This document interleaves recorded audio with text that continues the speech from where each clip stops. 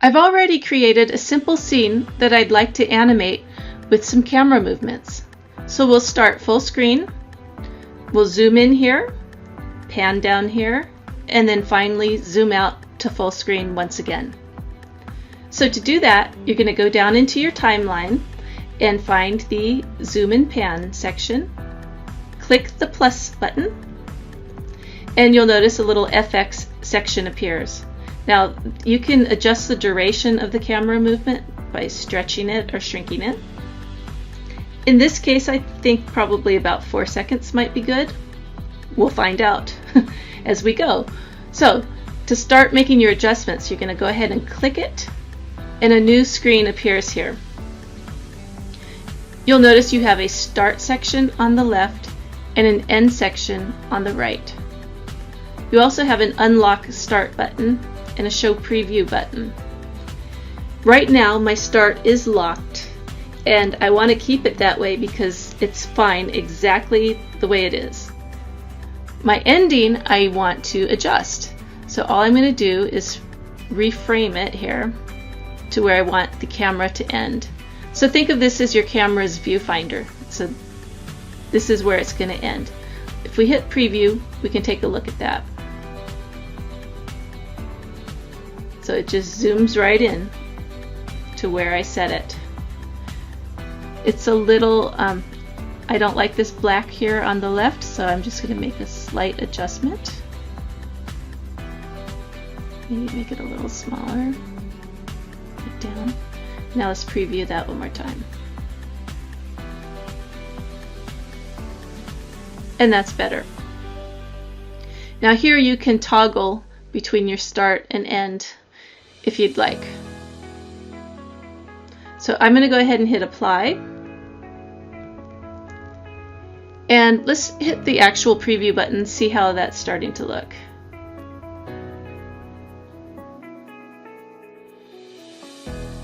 Okay, that's great. Now this camera will stay here until I tell it to do otherwise. So right now a lot of drawing is happening off camera. So we need to make our camera movement come in. So let's let it hover there for about a second, and then we'll add another camera move. So in this case, I'm moving the timeline to where I want the new camera movement to come in. How about right there? And in this case, since I have a precise point, I want to do something different. Instead of hitting the plus button, I'm going to right click, and I'm going to say add panning and zooming. And you'll notice it appears right against the playhead here. So I'm going to go ahead and click into that, and I'm going to adjust my camera movements. I like where it's starting.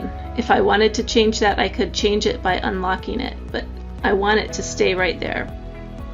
But the end, I want to be different. I want it to come right down here, so I'm just going to slide it down to where I want it to end. And again, I'm going to hit the preview button and take a peek. And do that one more time. Okay, so my timing's a little bit off, but I like the movement, so I'm going to go ahead and hit apply. And I'm going to move this just a bit further to give the wonderful world of Doodly time to be written out before the camera moves. So let's see if that's sufficient.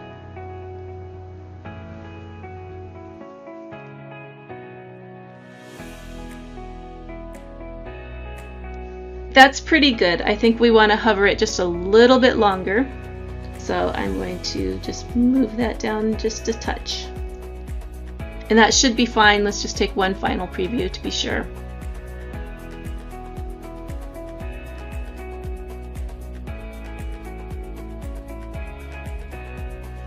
Yes, that's perfect. Okay, so in this final movement, I want it to happen right after the You Got This finishes up. So in this case, I am going to click the plus button, and that's going to put my effects right next to the previous one. And now I'm going to go ahead and click into it and make my adjustments. Again, start is perfectly fine, so I'm not going to mess with it. but I would like my end. Oops, it's okay. No worries, we just stretch it out. I want my end to be full screen. I'm gonna hit apply. We could preview if we'd like, so let's do that first. Okay, maybe I was premature in putting it right up against that. I do want to pause to allow sufficient time for the word to be drawn out. So I'm just going to, once again, move it. And preview. Make sure the timing is how I like it.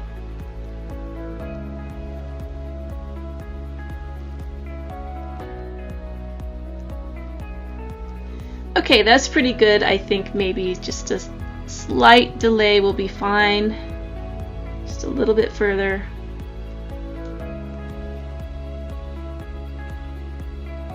Fast forward a bit here. Okay, got this.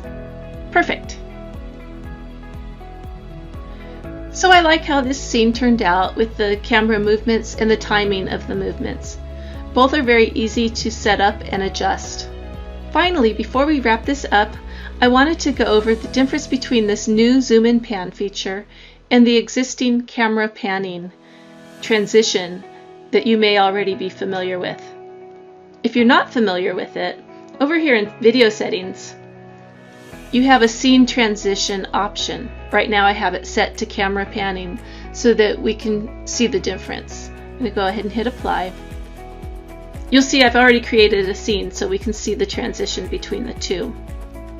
So if I hit preview and fast forward a bit so we don't have to watch the entire thing, you'll notice the camera is going to pan and the new scene appears. You'll also notice my first scene is still visible.